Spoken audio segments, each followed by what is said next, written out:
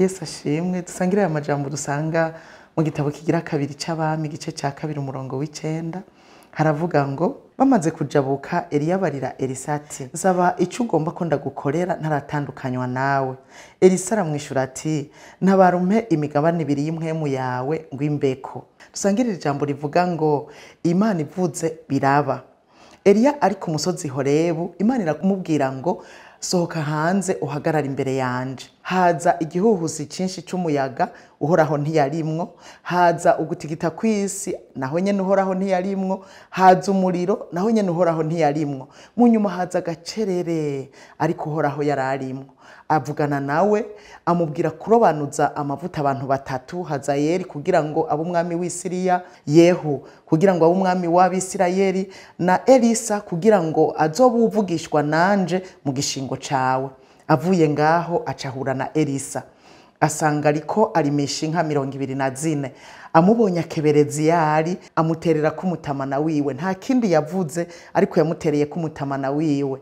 Hanyuma acaramukurikira mugabo acaribuka ko akwiye kuja gusezera abavyeyi, arabimusaba. Eliya aramubwira ngo ntari ico ndakuvugishije.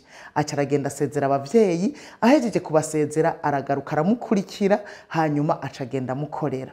Gushika ngaho urabona ko yamurobanuje umutamana urimwo ubushobozi bwo kuvugishwa, kandi yagiye aramukorera, mu kumukorera amuba hafi araba ivyo akora, aho hose amavuta n'ubushobozi bwo kuvugishwa n'Imana vyari vyamaze kumuzako. Ariko mwibuke ko yari yamusavye imigabane ibiri y'impwemu yiwe.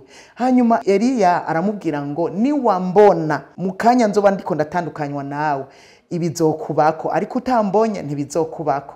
Eliya rero hageze ko atandukanywa nawe, ico gihe bari Betera aramubwira ngo sigara hano, aranka. Abiga ivyo kuvugishwa n'Imana baramubwira bati burya urazi ko so buja agomba atandukanywe nawe. Arababwira ati ndabizi. Ava haji Yeriko amwoma inyuma, ava haja kuri Yorodani amwoma inyuma, maka barajabuka Yorodani. Bari maze kujabuka hakurya ya Yorodani, Elisa yaciye aguma afuyuye amaso kugira ngo aguma muraba ntamucike. Muri ako kanya imikogote y'umuriro n'amafarasi y'umuriro haza agashururu karamutwara Eliya, kamutwaye aguma afyuye amaso, hanyuma umutamana uramukorokana. Elisa acatora uwo mutamana acasubira inyuma kuri Yorodani, awukubita kuri Yorodani nkuko Eliya yari yabikoze. Abona Yorodani rucitsemwo kabiri, n'abari hakurya bamwe biga ivyo kuvugishwa baramenya ngo Elisa bwa bushobozi bwari muri Eliya yabusigaranye.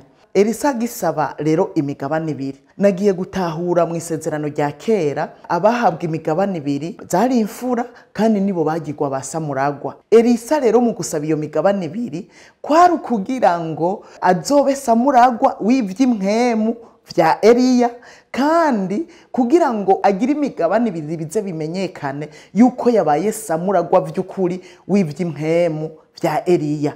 Urumva ko yasabye ikintu ciza cyane. Rero ivy'Imana yari yaravuze kuri Elisa vyarabaye. Imana ivuze biraba. Niyo yari yaravuze ngo azorobanuzwa amavuta abe uvugishwa n'Imana, kandi rero vyarabaye. Mu nyuma niwe yabaye umusubirizi wa Eliya. Rero nagira ndakubwire yuko iyo Imana ivuze biraba.